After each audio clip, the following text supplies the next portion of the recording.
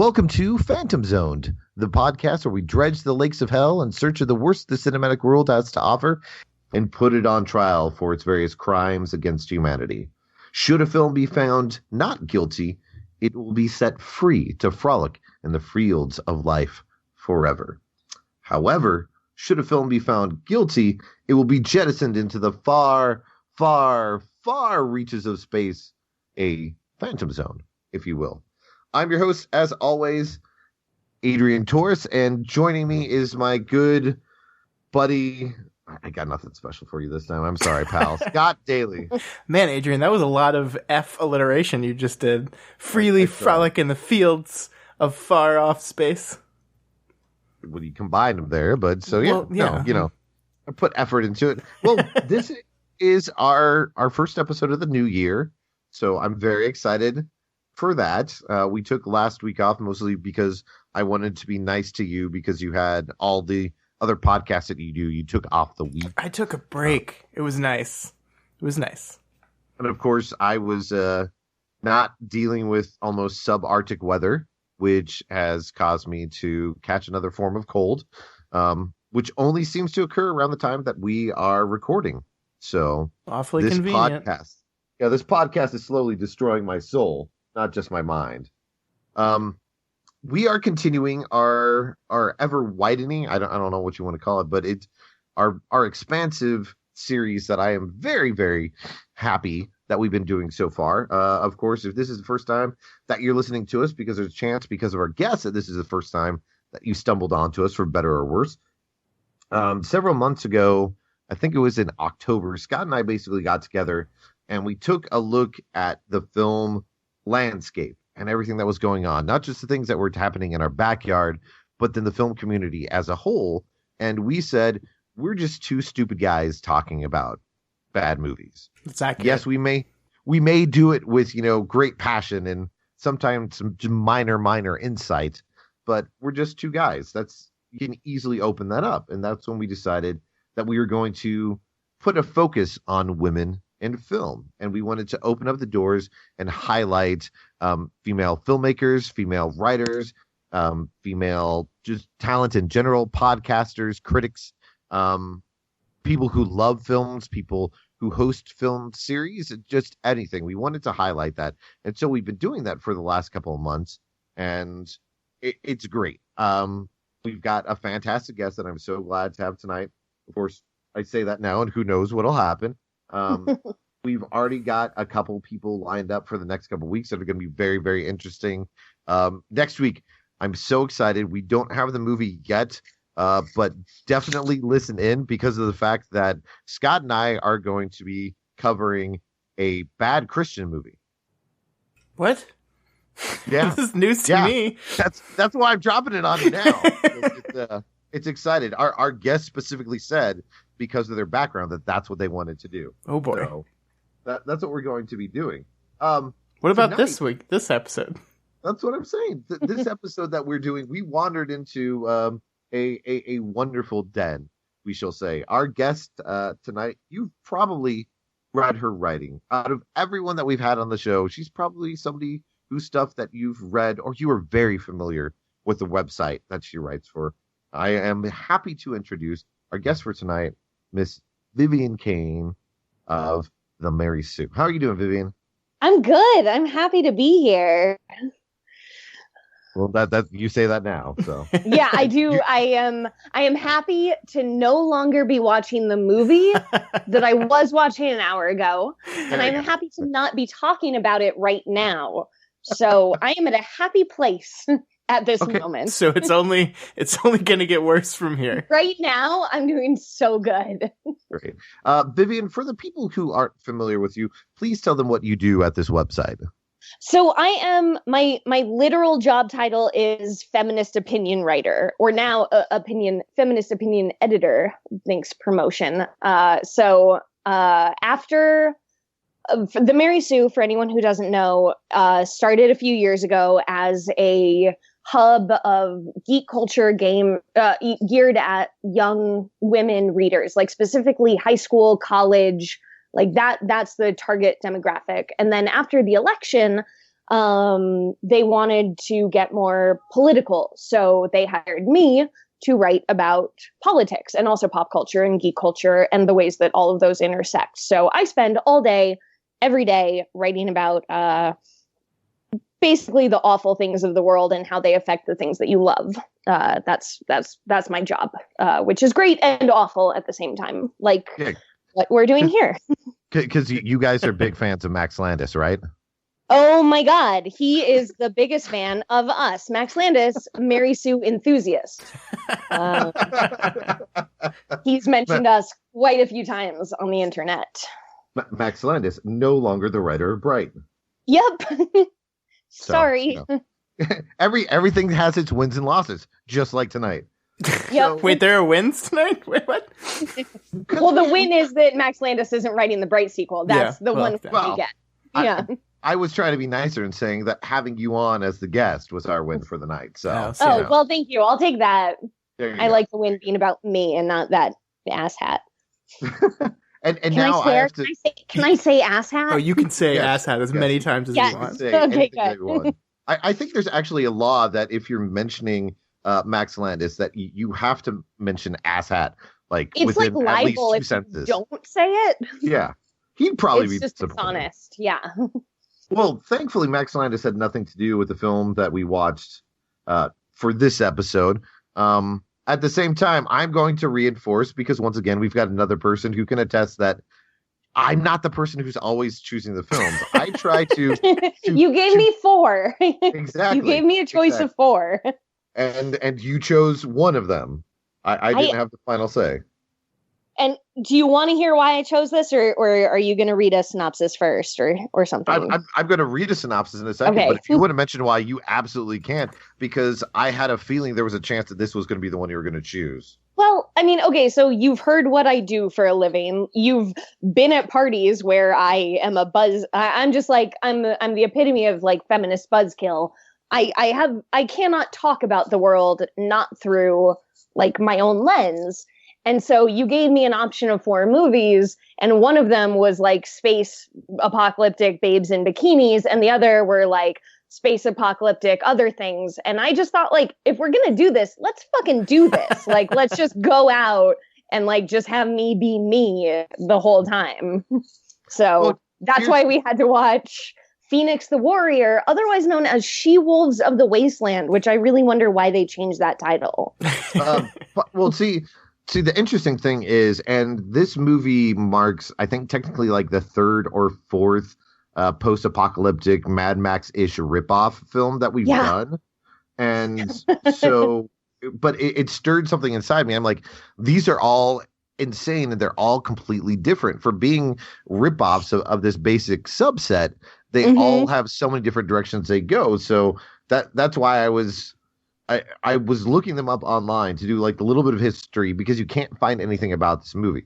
Now, if you go onto IMDb and you're looking up like any of the Italian ripoff movies from the 80s, you see a whole bunch of things that are repeated. You see words like the warrior or warriors always being put in there. You have of the, and usually 9 out of 10 of the film titles, and wasteland ends up in most of them. So them having one variation of the title being Phoenix the Warrior, they got the warrior there. Having She-Wolves of the Wasteland, they've got 3 out of the 4 keywords that most people are looking for. Had they actually just called it Warrior of the Wasteland, they would have been able to do it. But there's actually one of these Italian ripoff films that's called Warriors of the Wasteland. Oh, wow. She-Wolves of the Wasteland is like a much better title. But it has nothing to do with the film. There's no she-wolf. Well, yeah, but also Phoenix was not really the main character of this movie, because there wasn't one, really. There wasn't a main character. The main character of this movie was, I don't know, belly buttons? I don't know. Sure. Well, I actually left one of the options off for you. There was a 5th option that I was going to give to you, and I thought let's watch it right now, live. Phoenix the Warrior felt a little bit too similar in a way to it, and that's because this other movie that I found that's on Amazon Prime is about a group of women who are trained in the ways of the ninja to be like a covert fighting force, except for supposedly the movie was done at such a low budget that all the women have the same costumes, and their costumes are tank tops and Daisy Dukes. Oh, wow. Because I already couldn't tell the difference between the two main characters in this movie. So I imagine if they were trying to make like a martial arts sexy movie, that it would be, I imagine that there would just be like a dozen women all like dressed exactly the same. Did you notice that the hair color of the two leads, one of the girls, Keela's, her hair changes in the middle of the film so that you can differentiate them more? I don't know. I couldn't tell who anyone was ever. I can't believe you noticed that. To be honest, I had to watch the last 20 minutes of the movie twice because it got to the end of the movie and I realized I just like been on Facebook the whole time, not paying attention at all. I just like zoned out. So I had to go back and rewatch the last 20 minutes and it got to the end of the movie and I still didn't know what the plot of the movie was. Well, it's funny that you mentioned that because I'm going to read to you the plot as is both on IMDb and Amazon, because this is one of the few times. And a half of it. No, there's a couple sentences. Well, I guess it's a run-on sentence. So it's technically two. But Scott, this is one of the first times where it's the exact same synopsis on both Amazon Prime and IMDb. I'm glad they took the time to be consistent. Yes. As it reads, big hair, big guns, big personalities, and a serious lack of wardrobe.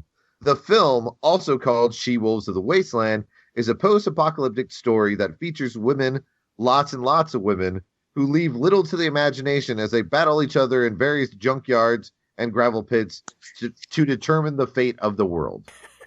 Sold. I love that they were honest about the locations that they filmed in. It's just some gravel pits. We were just going to a junkyard. Like I've definitely been to those deserts. Like I went to grad school in like outside of LA, and we definitely filmed student films in all of those same junkyards and deserts. Okay, so you can answer me or a very important question that I wondered about the movie in terms of geography. So if I'm out in the middle of the desert and I see mountains in the distance, on the other side of them there has to be waterfalls and a river, correct? I mean, eventually, if you're in California, eventually on the other side of those there will be, but there are like big hills in some of the deserts of California because California topography is weird. Yeah, no, I was just saying that the movie was trying to convince me if I went in one direction the very first time that I saw mountains or hills. If you go like 100 miles in any direction in California, you're going to hit water, either ocean or beautiful oasis lake. You'll be fine. That's what this movie was telling me too, except for the fact that there's a chance that I might be accosted by a naked woman with a katana. Oh my God. Oh no. Okay. If you go 50 miles in any direction, you'll hit water or a naked lady. So you'll still be fine. Sounds reasonable. Yeah. No, the future. The movie right away ticked a couple notches that I when I saw it, I really hoped that Scott was like, okay, this is clearly a movie for the show. Because we started out with a terrible 80s synth, a random shot from later in the film that has no explanation, and then God, they love doing that. Cut to the most boring and bland credit sequence possible. Yeah. Also, can we just say that we start with an 80s synth and it does not end? No.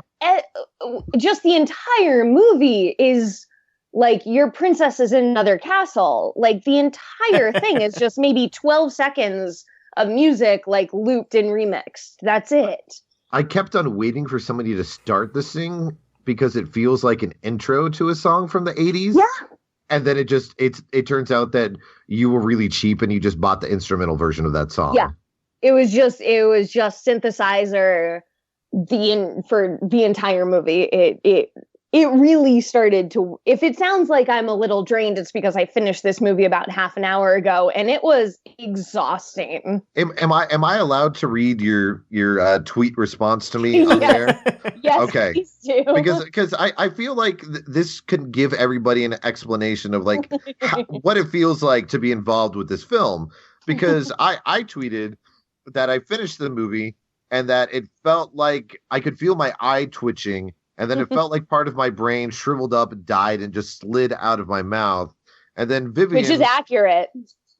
Yeah. And then Vivian tweeted back mentioning that her husband had to leave in the middle of the movie to go buy them wine. And that is not an exaggeration. We actually paused the movie for 20 minutes while he went to buy wine. Sorry, keep going. well, because as you put it, we reached a point where sobriety felt bad in our brains. Yeah. Yeah. That's the movie in a nutshell. Because we have to try to make out the semblance of a plot, which there's only maybe like 5 things that happen, and then there's 20-minute battles that occur for no reason or no reason. Well, can we? Okay, I thought maybe you guys could supply me with a reason why that happened, but it was no reason, right? I don't. There's the movie. No reason for anything. I don't get this movie. I don't know what's happening. Yes. Okay. Did anybody get the opening narration? Because I do have it written down. I listened to it. Men, like everyone died. All the men died. A couple of women survived. That's what I got.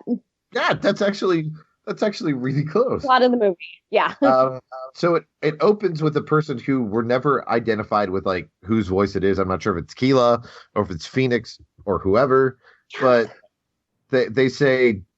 Disarmament was almost complete when the bacterial wars began. The plagues that followed slowly killed all of the men, and only a handful of the women survived.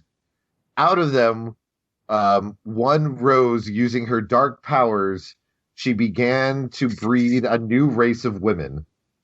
To which I wrote down, is she a scientist? Is she a biologist? Also, what year is it and how long has taken place in between these wars? None of these things are ever answered. Yeah. Also, what is the purpose of her women and who are fighting her? Who's fighting her? Like, so midway through the movie, there are these like, super trope familiar battles of woman on woman, but like, what does the winner get? Who are they fighting? I don't know. You don't understand what anyone is fighting for in this world. Why anyone wants to be on top? How did she make the people? How'd she do that? Well, now we're getting ahead of ourselves. No, we can because it doesn't matter, and the movie actually repeats part of this, and that's why I wrote this down. I went back to write this down because in the middle of the movie, and it doesn't matter that we're skipping ahead because none of this fucking matters. Okay. The order of the plot of the movie didn't matter, so we can talk about it however we want. Halfway through the film, when she's talking to somebody, she spoiler alert, because within 5 minutes of the movie, the main evil lady, who we have like no real explanation for whatsoever, or what her powers supposedly are, tries to drain the life of a human being, and then says, "No, that wasn't enough. I need a man." Says, "I need a man." I'm like, oh fuck! Vivian's gonna have wonderful. We're 5 minutes in. The main Reverend Mother, who's used all her powers to breed a brand new strong race of women, says, "I need a man." But then also, spoiler alert, but no one cares because no one actually wants to watch this movie. There are 2 male characters in this movie. One is a baby, and then suddenly is like a 6-year-old child, and no one else. That it was 5 years later. I was waiting for it. For it. Did that appear on screen? Did I miss it? No. She mentions it. Keela's okay. Sorry. And no one else ages. So there's a child that's like, it's like Children of Men, like the only child, but I don't know, it doesn't actually fucking matter. And but then a grown man with a receding hairline, the worst mustache in the world, and a pot belly appears because he's been grown in one of the like whatever mother's seed factories. So she is breeding men. I don't understand. Am I yelling? I'm yelling because I don't know it's fine. It's fine. What the point I wasn't entirely sure. Yeah. Well, because he says that he got out from one of her my husband just yelled at me from downstairs. You are yelling. So clearly I have some feelings. It's okay. No, I'm sorry to interrupt. But he says, I got out of the seed factory. Yeah. So, she needs a man because a man has more power than a woman. Whatever. Fuck that. Okay. Whatever. No. Here's my question. Here's my question. Yeah. Is it just him or is there more? Because the way he says it has to be more. Yeah. He says he escaped, which means I don't know, he called it a factory, right? Yeah. I didn't make that up. Yeah. So she's growing men for what? For draining their life force, for breeding new women, but not breeding new women because there are no women children. Like it does for nothing. For the not thought out plot of this movie. That's what she's breeding them for. Well, no, that's what was confusing about it, because he makes a comment. I'm like, so he's the other one, or is there a whole bunch of them? I know this sounds terrible, but it's like, are they giant jack-off machines? And like, that's literally all they are. But there are no women. There are no girls. Like there are no children. They didn't even think it through to the point where like, she's breeding men to breed more women. Like it's just not thought through. They were breeding men so that one could escape and fuck all the women. Like that's all they cared about. Here was part of my thought of it. And of course, as you've met me before and you've realized that I think I overthink things in movies in general. And Scott's aware of that when it comes to these. But so what my guess is it's basically intimated. You never get any answers for anything in this movie, but it's intimated that the lady who's referred to as the Reverend Mother, who lives in a room that's filled with clear tarps, basically. Right. And she's Dexter, right? Yeah. And she's got a dialysis machine. That's also, her credited name is like the whatever mother / Badger. Did anyone ever hear her referenced as that ever in the entire movie? Nope. No. Yeah. No. She's also balding with tubes in her head, and you can't tell if it's like radioactivity from a radioactive war, even though they mentioned that there was the Matrix. Yeah. Yeah, but they say disarmament, which means that there shouldn't have been that type of war, and it should have been bacterial, which doesn't make any sense. But apparently, she's one of the last survivors of this war. And so my thought is this guy from that time? And I don't think she so. Sealed him up or something. I think you are thinking more than the creators of the movie did. Well, yeah, I did, because of the fact that the movie starts with a chase sequence with people who you don't know.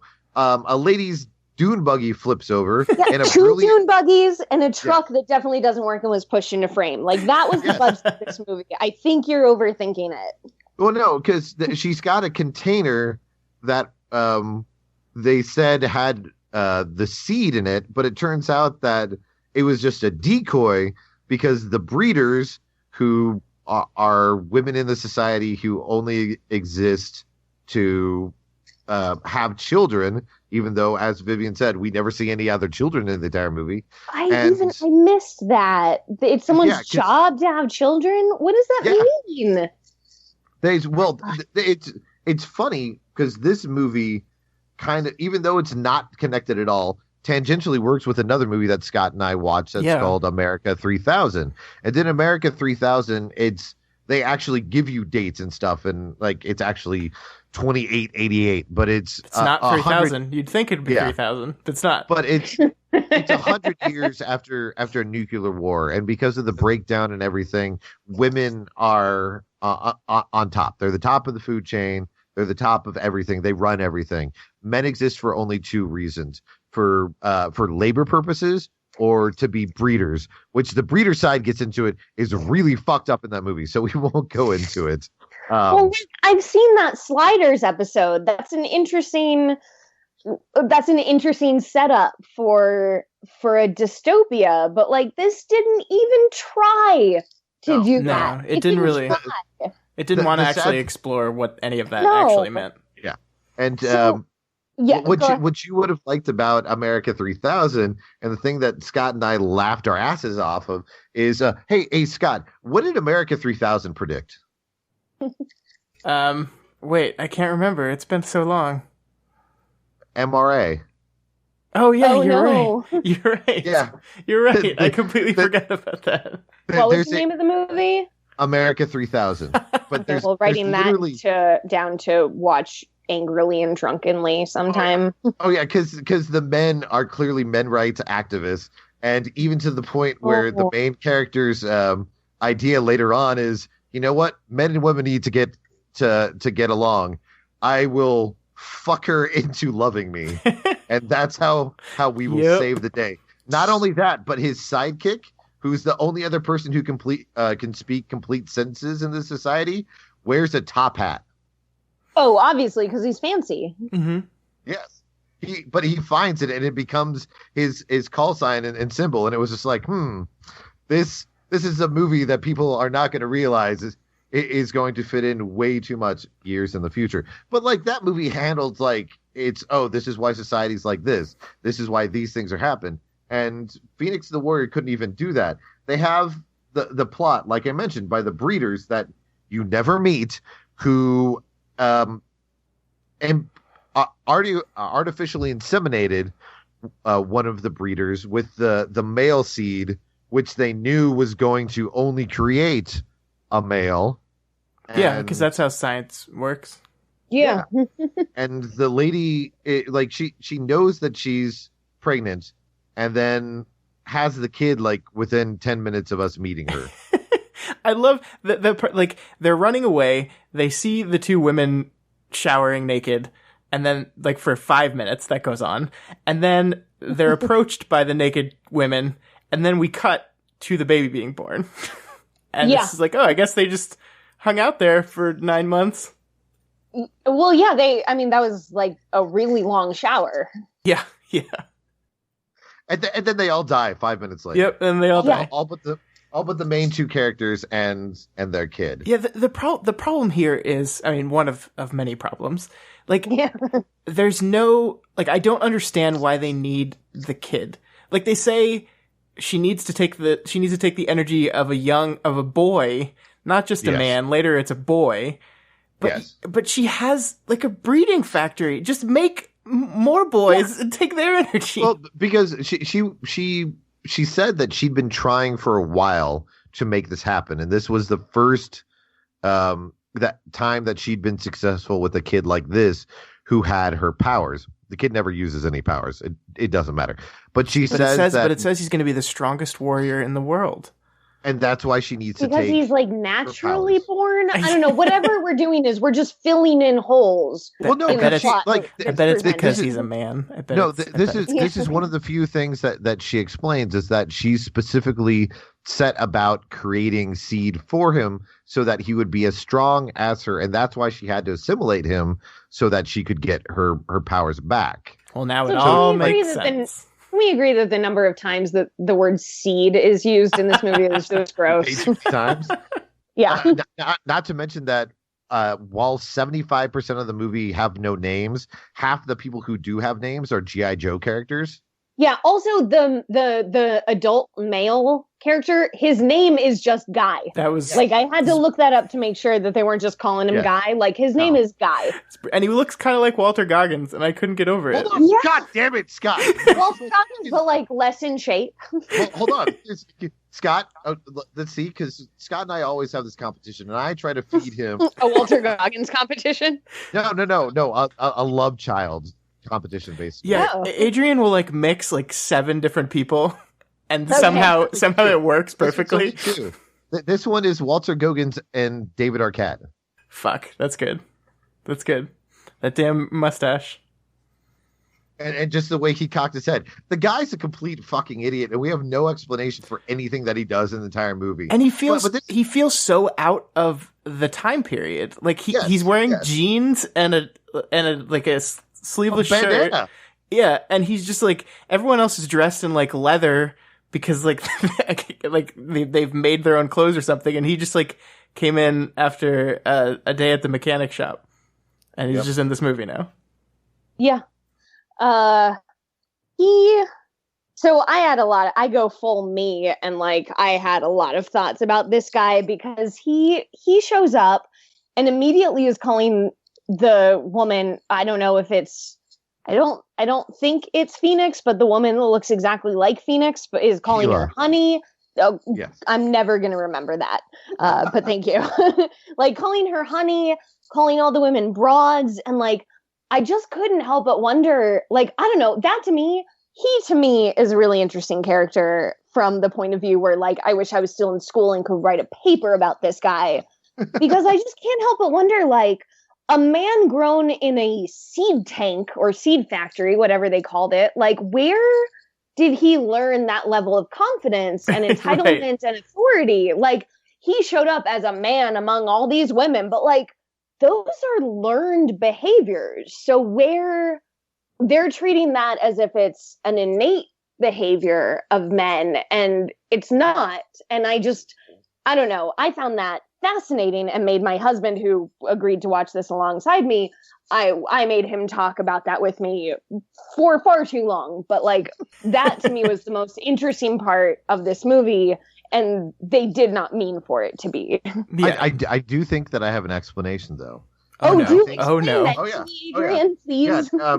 It's called We Have a Movie That Takes Place in a Future Society that's run entirely by women. But made by men. Yeah, that's written and directed by men. Yeah, that's the. Well, there you go. There you go. But if we can pretend that they're characters that actually mean something, is there something interesting there? No, because I don't even think the people who wrote and directed the film felt that, the characters were interesting. Yeah. If it was made by people that were actually thinking about these things, there could be a really interesting discussion there about like innate versus ingrained misogyny and entitlement and all these things. And I want that conversation to be there, but you're right. It's not. Yeah. And I mean, I wish it were. It unfortunately, and I know it's not a good excuse, but it's a difference between then and now. Is we're talking about this movie and this. Yeah. Well, no. What I'm saying is that this movie was made in 1988. It's literally 30 years old now.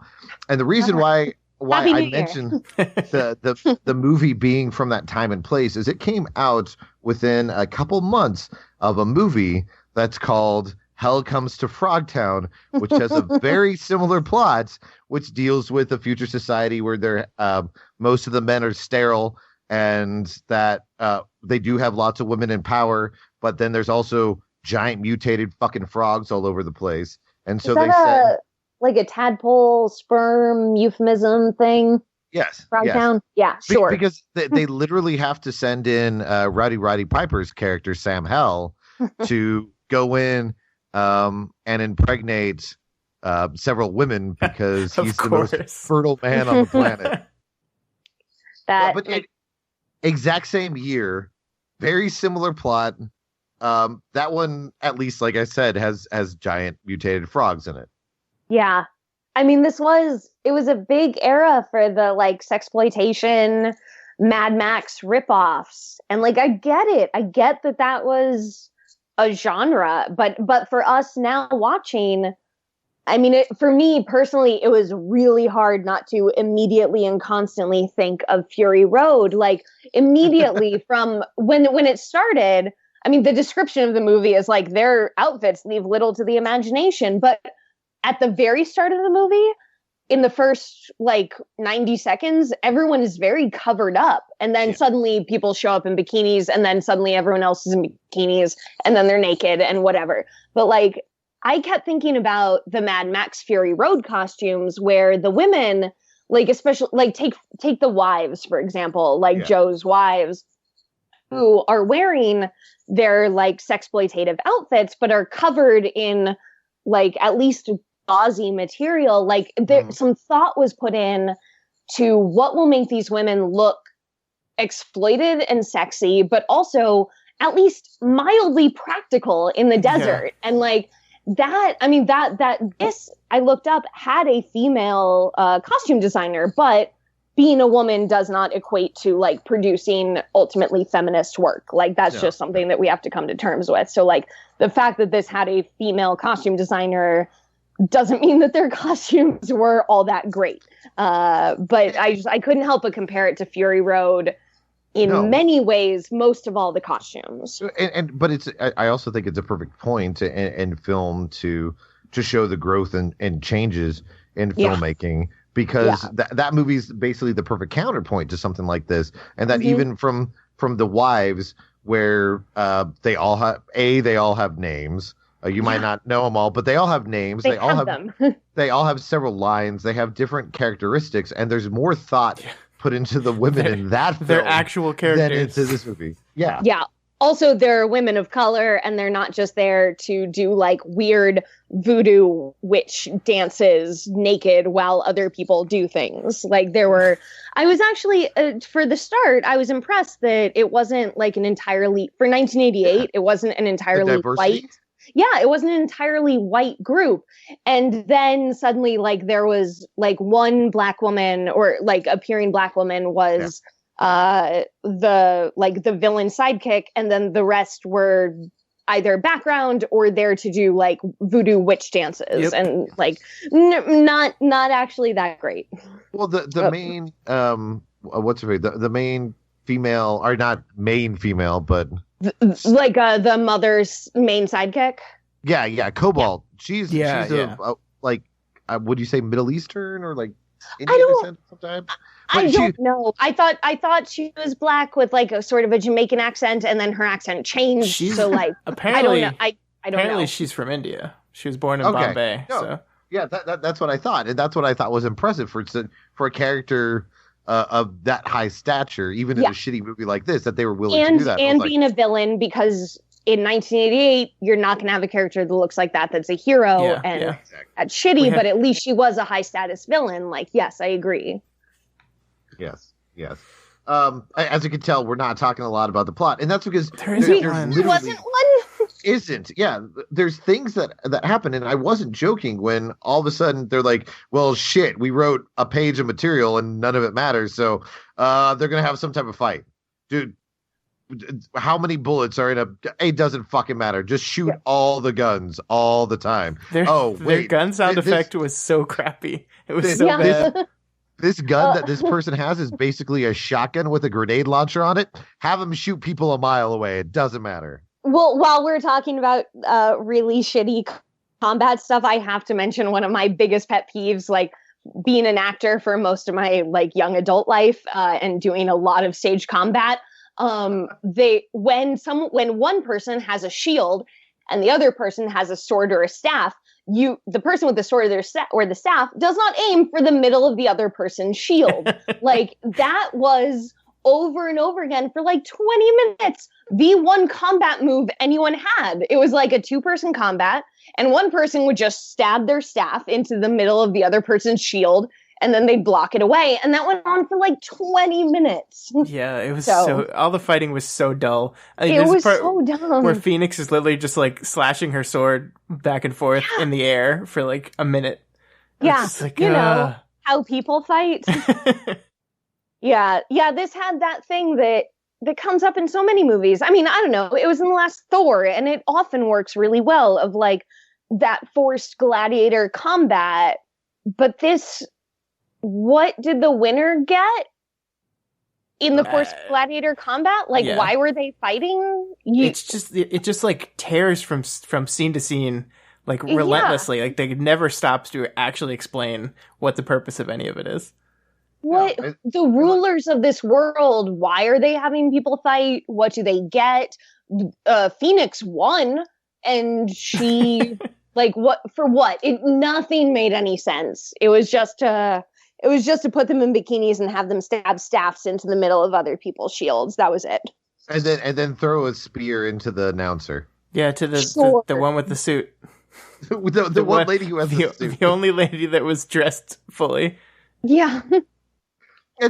But they like there's points where they try to add a little bit to the film, like, oh, we need to be more in depth in this. It's a future society, even though we mentioned that it's post-apocalyptic, even though there hasn't been an apocalypse, there was a fucking bacterial war. We're going to have a bartering system where people are still going to use basically a weird type of like Geiger counter type thing to see how radioactive something is when there was no radioactive war. Yeah. God, that's a really good point that I didn't even notice. Yeah, I was didn't even distracted think by about so that. many other things. Yeah, because there's the point where Keela's like, we need supplies, and Phoenix is like, well, I guess I gotta go into town. And she shows up at the bar, and she's like, oh yeah, I need some canned goods and some water. And the lady turns around and she goes, not the nuked water, the cold water. She goes, there were no okay. nukes. It was bacterial. God, Exactly. I'm so mad that I didn't even notice that. Why would you ever serve the nuked water? That just sounds like a bad idea. Well, not only that, but then she's like, you got anything to trade? And Phoenix puts out like what looks like a can of soda. And that's when she pulls out like the radiation meter that she has to crank to work. And then when she's like, oh, I'll take these canned goods. Wait a second. These canned goods that you are giving me, that you had in your own supply, I need you to read those too. And that's when Cobalt comes up from around the corner and stares at her because she knows that the child is with one of the breeders, but also a sand trapper, which is what Phoenix's job or thing is that we never find out what it means. But Cobalt stands there and looks at her, and she says, "Goddamned trappers. Any of them could be the one."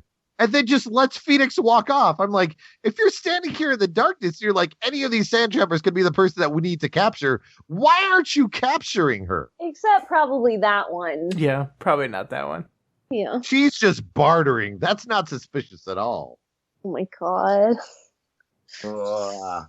But and then the movie tries to have points where it's like, oh, we've got this future world. We have to have something to jazz it up. The variation that they have in this movie is they have the Razul. And there's a point where they see a little shroud or something. They're like, oh no, we've stumbled upon a Razul burial ground. And the other person goes, nobody stumbles upon a Razul burial ground. Without explaining what it is, they start walking forward. There's a series of chairs that are several like yards apart that have hooded figures, sometimes skeletons, sitting in the chairs, staring at TVs. Just watching TV, man. Just sitting in their recliners, watching TV in the apocalypse. And they're not on. They're not on, yeah. It's out in the middle of a field, and then they pop up, and they're mutated individuals who apparently worship television. This is my favorite part of the movie. I just wanted to put that out there. I just ignored it till it was gone. Oh, their Bible is a TV guide. It's so good. And their chants are just the names of television shows. It's so great. The Jetsons. Nick at Night. Yeah, that was where I think I mentioned Adrian before we started recording that it got to the end of the movie and I realized I had just fully stopped paying attention. So I actually went back 20 minutes and rewatched the end of the movie and got nothing else from the end of the movie at all. But I restarted from the point where they were just going the Jetsons over and over again at 20 minutes towards the end of the movie. Apparently that was it for me. That was where I just had to stop. Yeah, no, I don't blame you because the scene had, and I'm just going to mention it now because I don't care. But it had my ray of sunshine because it literally, they had a line in there, which was one of those moments where if you're sitting forward or sitting up, you just kind of sit back and stare at the TV and go, fuck you, person who wrote this movie. Fuck you, individual. Because one of the Razul people goes, at the hour of prime time, we shall cancel them. I watched it twice and I missed that, but that's my favorite line from the whole movie. Good. I didn't even see it. It's so good. I'm just like, fuck you. Fuck you. Oh, someone went to work that day and was like, I am smart and clever, and look at this line I came up with. I like to choose that someone went to work that day and was like, I'm hoping to get fired. That's an intern that did that. That's an intern who was proofreading part of the script and is like, nope, putting this in there. It's, oh man. But I mean, the movie made me mad because they come up with the lightest semblance of plot. They throw everything out the window because when the Reverend Mother ends up seeing the adult human who she can't drain because he's too old, she says. So she's just going to put him. Escaped from her lab. Yeah. She mentions that she's so glad to see him because she's now going to use this kid because this kid's going to harness her power so she can create a new breed of stronger women. And I'm like, no, that's what the beginning of the movie explained. That's why these women are here. Are you telling me that at the beginning of the movie that mentioned the dark powers that you were using to breed a race of people was explaining to me what the plot of this movie was going to be? Yeah. And I mean, it's still setting up the fact that like men are in whatever part of their soul or blood or whatever that actually like equates to life. That like men are stronger than women, even though women survived. And like, I don't know, whenever I talk about this kind of shit, people get on me for like going on feminist rants. But like, what is the version of this where like men have gone extinct, but still are the stronger species? Like, what is that? What does that mean? In this one, it's weird because of comments that the Reverend Mother makes earlier in the movie. And like when they bring to her the person who they thought had stolen the seed, and she comes before them. The girl keeps saying seed. And, well, that's how they said it. Yeah, I know. But when she's talking to this breeder, she ends up making the comment, the Reverend Mother, and this is like only 4 minutes into the movie. She goes, "Do you think I spend a lifetime purifying the gene pool for humanity's sake? Don't be so naive, child." Because it turns out the entire reason that she's been messing with the gene pool to create all these other women, but then eventually realizes that she needs a man, is that she's basically using the majority of these women as batteries to keep her alive. Right. But that a man is a stronger battery. And then for her, I guess, for her powers that we don't know what they are, because they mentioned that she has mind control. But then also, apparently, she's been finding a way to breed these women. Right. I don't know how that comes from mind control. Guys, see, I don't know. I think also just the premise of a man being a stronger battery is inherently not a plot device that a woman would ever come up with. Especially not that fucking guy. Like that guy, that balding paunch belly. No, he's not. Like, but no. He's not strong enough. She can't. She mentions that he's too old, so she can't harness his essence. Right. Like, the girl at the beginning of the movie, that's a breeder. She still takes part of her and goes, it wasn't enough. When she sees that dude, she's like, no, thank you. No, that's not going to happen. Hard pass. Back to the Sizzler with you. Remember when the first time they saw a guy, when they were like, I think it's a man. Hold on, let me check. And they just just grabbed his nuts.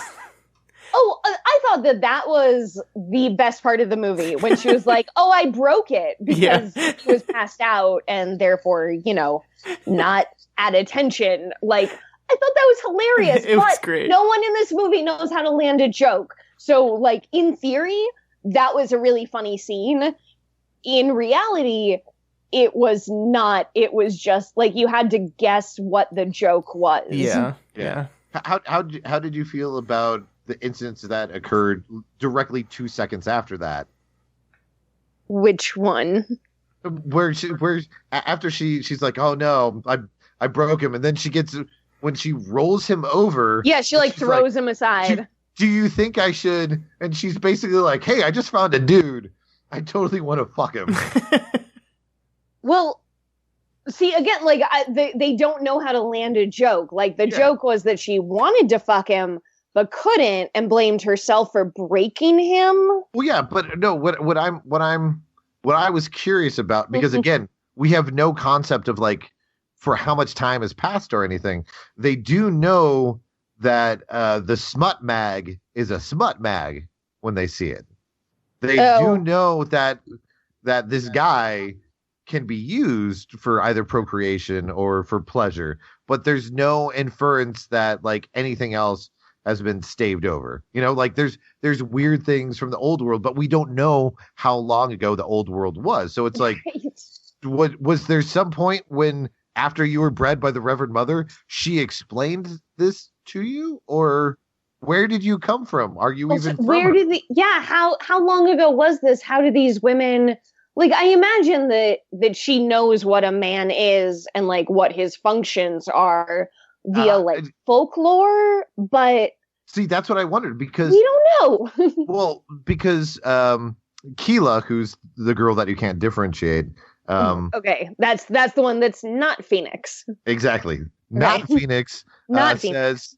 Says I've never seen a man before, Mm-hmm. and Phoenix's first thing is, wait, you haven't? Well, then how did you? And then that's when she mentions, oh, the breeders gave me the seed. Yeah, they just gave a big wide brushstroke to not have to deal with, birds and the bees of the futuristic desert world. I mean, the mistake here is listening to what the people in the movie say, because it's just all nonsense. Because the mistake here was watching the movie. In my defense, I chose this one, or one of the reasons why I put like everything on the list, like everything that was on the list. I usually try to cater to like who our guest is, whether it be like type movies you that knew they who watch. I was going to choose this. Well, the what's it called? Two of the other ones were directed by women, and then I think there was a strong, as in a larger than female cast in the fourth movie. And I knew that would probably lead to interesting conversations. I didn't realize that this one was going to be as shitty as it was just in general. So I thought there would be like a little bit more context to dig through. This literally might be the worst movie I've ever seen. Oh, wow. Which is hilarious. Like, it was great and fun and bad, but yeah, like technically might be actually the worst movie I've ever seen. Because I don't have a podcast trying to find the worst movie ever made. Like, this is just my bottom. Yeah, God, I wish I could say me too, but this is not the worst movie I've ever seen by far. This is par for the course. Yeah. This is a regular Thursday for us. Oh, dear God. Is there, Vivian, I want to open the floor up to you before we get on to the voting. Is there any last part of the movie or any more of the concepts that we haven't discussed that stuck out into your mind that you wanted to yell about? I'm looking over the very, very few notes that I took during this movie. The Nintendo score. It's a porny America's Most Wanted. I think that's something my husband said. The where did this man get this ingrained misogyny and entitlement? We have to talk for 1 second. Just looking over the things I said. Also, that the main woman was married to Lorenzo Lamas for a while. That's interesting to me. That's Scott. It's our calling. It's our calling. What? Scott like Lorenzo Lamas. This changes everything. No, they were married for a few years. We've done a couple episodes, or we've done two movies because one of them was a sequel for Lorenzo Lamas. Oh my God! Yeah, it all comes back to Lorenzo Lamas. See, this is what I was telling you months and months ago, Scott. that eventually Lorenzo Lamas would be the one who ruled over the podcast. I'm sorry, I doubted you. Lorenzo Lodge cast. But the one thing we haven't talked about yet that I thought was really interesting was so in addition to like, where did this man get this idea of this like ingrained misogyny and calling everyone honey and where did he learn the word broads? Like, whoever said that word to him. But the character that I found really interesting was the like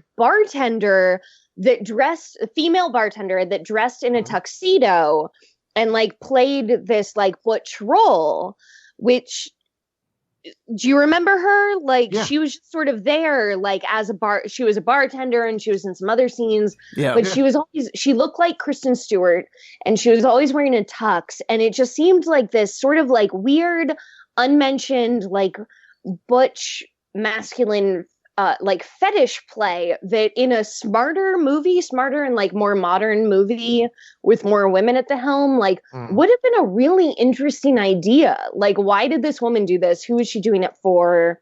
Like, who was she? They had two characters. They had her because she's also her actual title is arena announcer because she's the one who's got the little megaphone who's introducing everybody, and is like sadistically getting off on the pain that's being done in the arena, which is a whole different subset.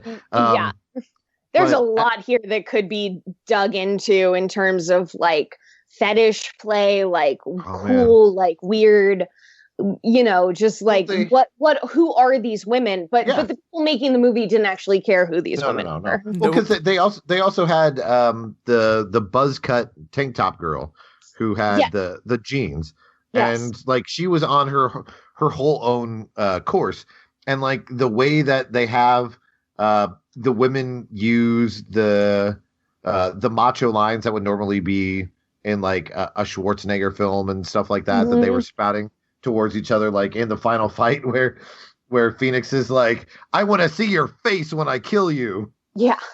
And then Cobalt's like, "I want you to see my face as I kill you," and you're like, "Whoa, whoa!" And then the use of the C word when it comes out, threw me for a loop. I was just like, "Wait, what's going on?" Yeah.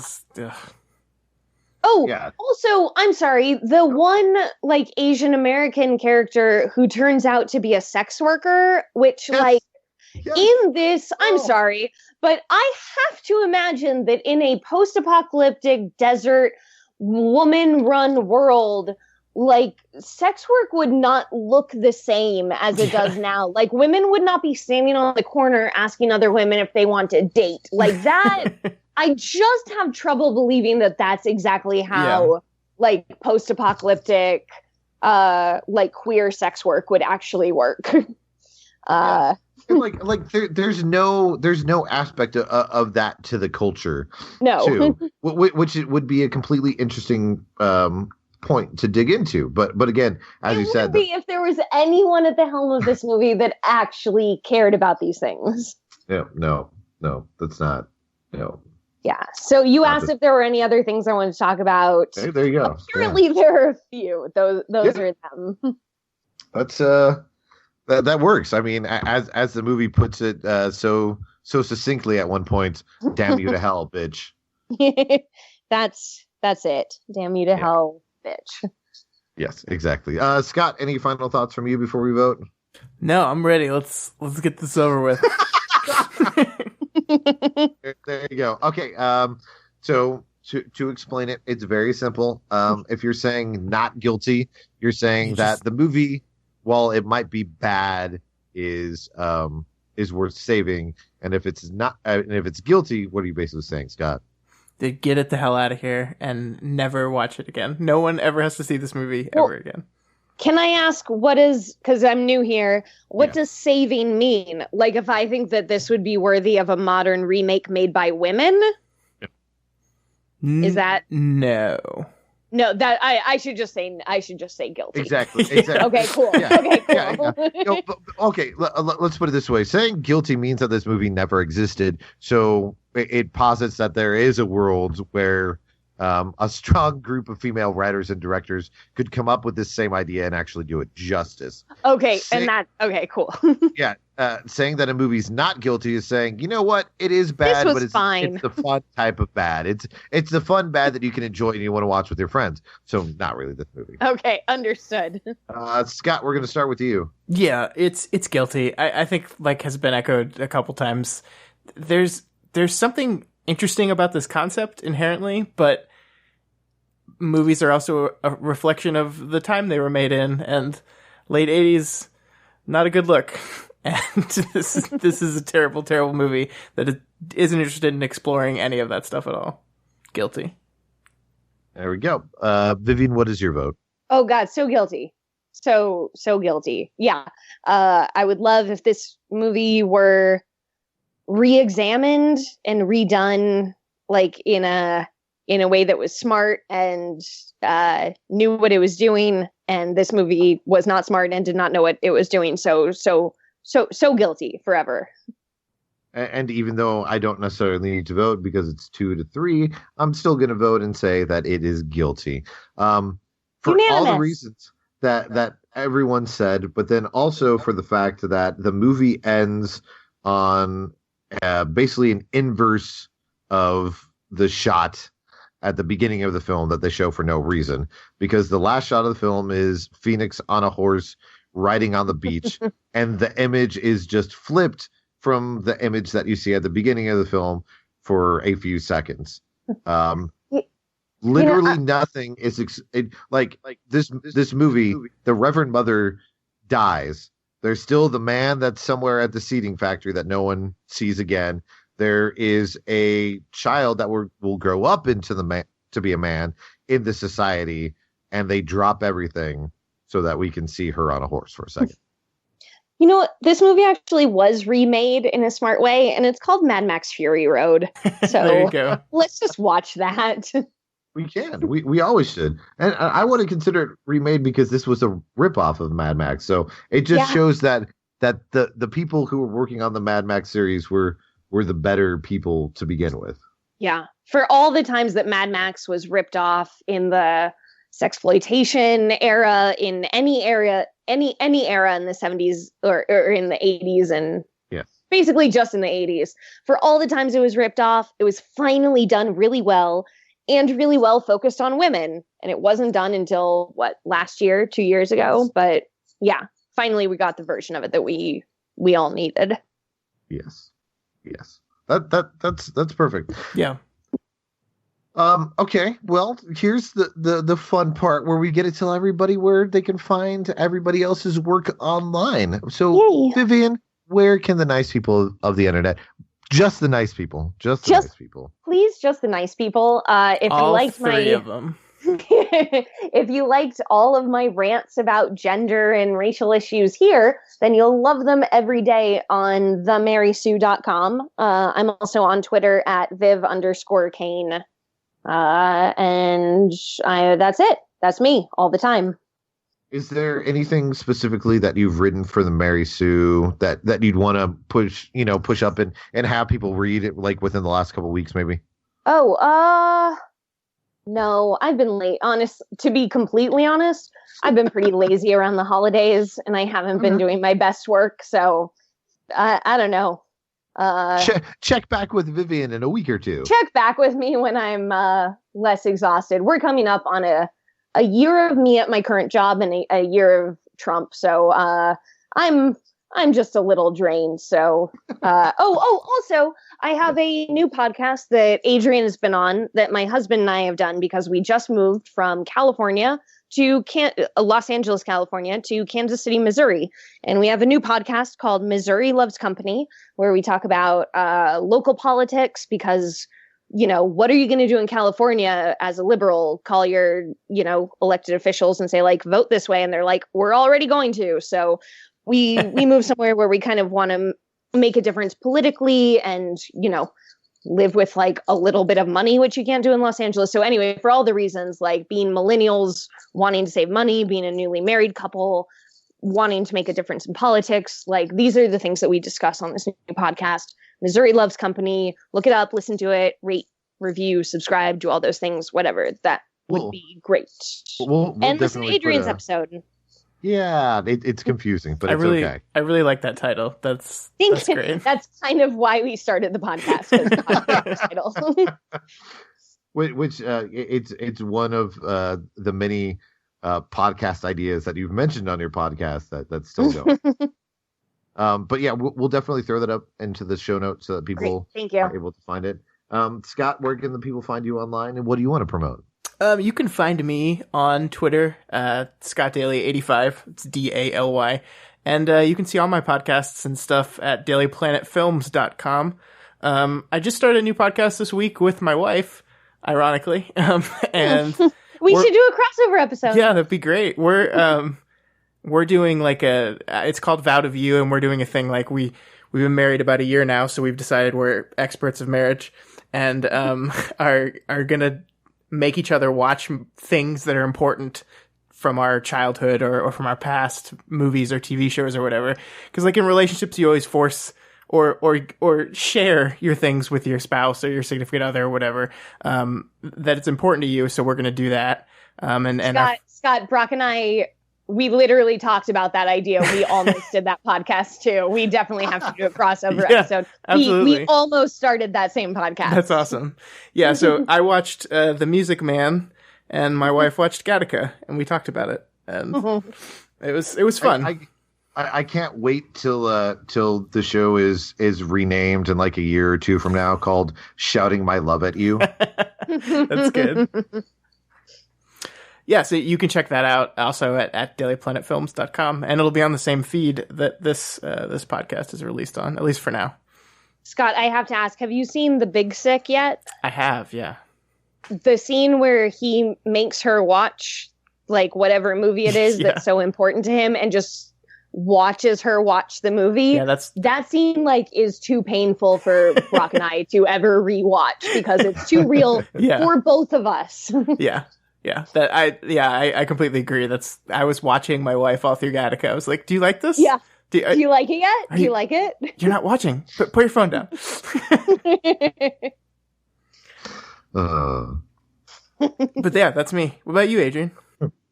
I can be found on Twitter at yoadriantorres.com. I also still have writings that are going to be going up at boomhowdy.com. I actually get to go to my first of this year, first film screening on Saturday. So I actually will be watching a movie either directly after this or tomorrow, because I am going to be reviewing Paddington 2. Oh, did you see you saw the first one, right? No, that's what I'm saying. I'm going to watch the first one either directly after this or on Friday, because the screening's on Sunday morning, because that's usually how they do kids screenings here. And I've heard nothing but amazing things about the first movie. It's so surprisingly. Good. It's adorable. So that's what everybody tells me. So that's why I was like, you know what? I'm not going to miss out on this next one. So I'm going to do that. And then staying very much in my wheelhouse, next week I will be going to a screening of Proud Mary, which is the I want to see that. Yes. It's basically the way to think of it is John Wick for POCs, which is then itself, of course, an updating of the old Pam Grier movies that you had. So it's a movie that feels like it's long overdue. I'm also working on an article that should be up next week on Boom Howdy, covering what I'm calling the best of the rest, which is every year you've got people who do their top 10 lists.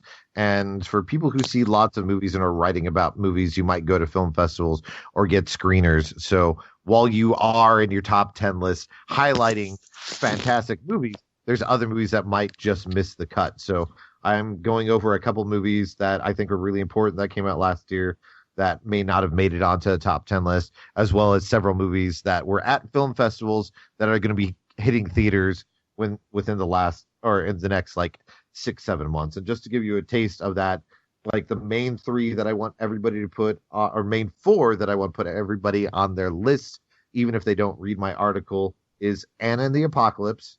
Mm-hmm. Tigers Are Not Afraid. Oh, that's a great movie. It's great. I'll talk more about it on Twitter soon.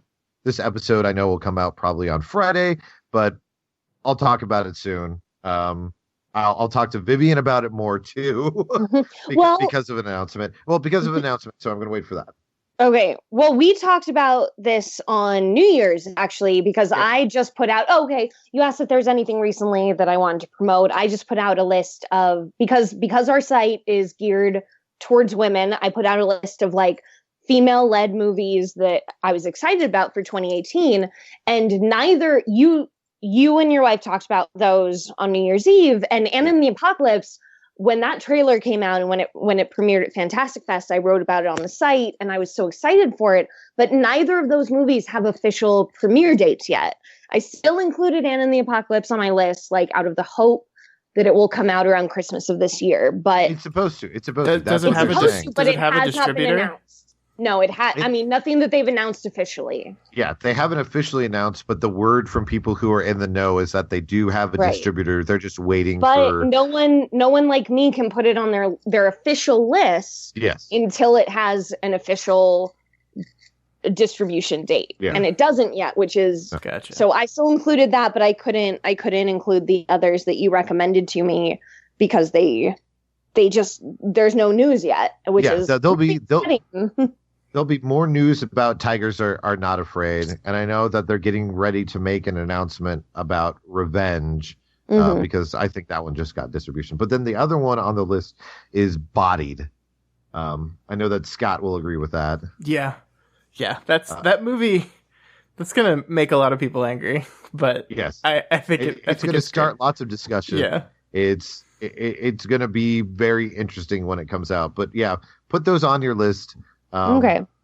So those are going to be, and I put Tigers Are Not Afraid on there because I had to take off a movie that I really liked last year because just like many things that have happened, one of the people who was in this other movie has had bad things come out about them. So I can't come out and say, hey, go see this film because it's a movie that's really good and it was really great at the time.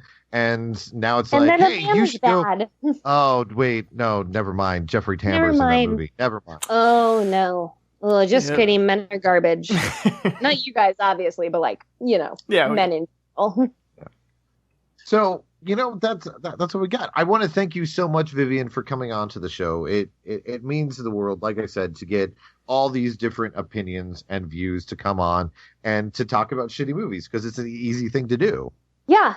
I really want to thank you guys for having me. And I want to say I really respect what you're doing and why you're doing it with having this like slew of women on. And I just want to encourage you that like, when you don't have a reason to have women on, keep having women on. Like we're here, we have opinions. Like, I appreciate guys reaching outside of their immediate circle of friends and colleagues. And that's what everyone needs to keep doing. So I appreciate you guys doing it. And I hope you keep on keeping on. We will. Absolutely. We're going to have on a larger variety of guests pretty soon here. But I do have somebody who's going to be on the podcast probably in like 3 or 4 months from now when they have more time, who I told them, we started this, but it's something that we're going to continue to do. When we find somebody whose voice we want to be heard, we'll ask them to be on and basically view it as an extension of this project, even though we may not, have a guest on or may not have that type of person for like a week or two, just because that's how scheduling is. Yeah. Cool. Yay. Yeah. Thanks so much for coming. Really appreciate it. Fun. Thanks for having me. This was fun. Thanks for letting me yell about things. I like doing that. It was a yell-worthy movie. I always do that with my fingers with the typing, and it's good to do it with my voice too. Well, there you go. And you guys, like I said, it's going to be an interesting week, and I threw Scott for a loop. But yes, we are going to be doing a bad Christian movie next week. Oh, so. I can't wait. Oh, this is always fun. I'll listen to that. Until then, everybody. Be nice to each other. Oh, it's so hopeful. Bye. Bye. Speaking of the year. Stop. Yeah. I don't need no predictions. I don't listen to fate. I'm a cold soul survivor, and I've been known not to wait.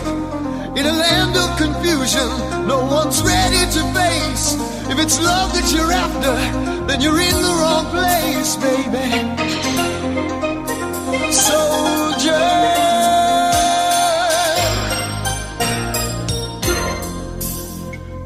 soldier, where's your sister?